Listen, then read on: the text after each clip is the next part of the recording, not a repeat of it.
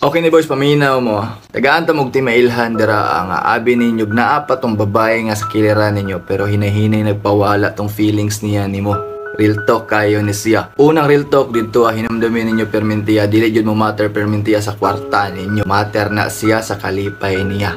Nakauban ka pero once gani ma-feel to nimo ni mga timailhan nga ingnon ako sa mo kabalo na ka. Anda mo tong isa ka kahon pangutang na dito sa kanto. Tanang grupo pag-inom mo at least man lang. Apa siya sa kiliranin ninyo uban na tog inom para makamove on na kag sayo. Una, once makipag-away siya, mga nonsense nga bagay ba? Kanang tipo ba nga mising wala dire, wala dito lagot ug malagot jud siya. Every time nga makit-an ka, kana siya kalipay nimo. Irritable na gani siya, mising text nimo, good night nimo, mga balak nimo, kuhaon nimo imong kalibo. Dili og dili na jud to effective niya. Tuoy kay ka. Ikaduha, once ma-feel to nimo nga wala na connections ninyo. Una pa lang dito, dili og dili nakabilong ato. Either na lang sa pamilya niya, never naka-i-share ato niya. Or sa iyang amiga ba nga kamustahon lang ka.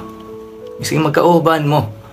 Labaw pa'y homeboy nimo, labaw pa'y bodyguard nimo. Labaw pa nimo'y tito nga nanguyab atong senior high nga uyab nimo. Life kay sugar daddy ay lang sana siya. Ikatulo, once never og never na jud siya maging sweet nimo. Maging clingy nimo. Not like tong una ba nga, pusta na magabi, miss you. Kaon tabi. Karon permintian na lang siya busog.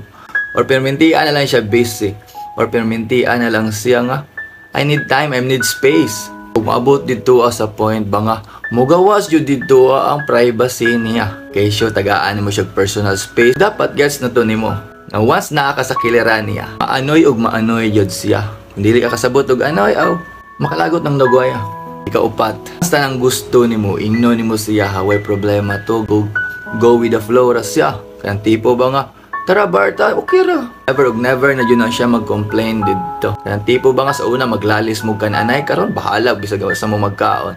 Ini nga tuwa na siya gana nimo. Mura ra siya naluoy nimo. Kaya tipo ba nga pakisama pero ang gugma wala na. Mising ikaw makaingon ato ba nga dili na siya tumbaying unang nakaila nimo og i-compare karon, di ba? Og kini hinomdomi ni. As gani medyo awkward na istoryahan tong future nyong duha. Medyo bothered na ka ba?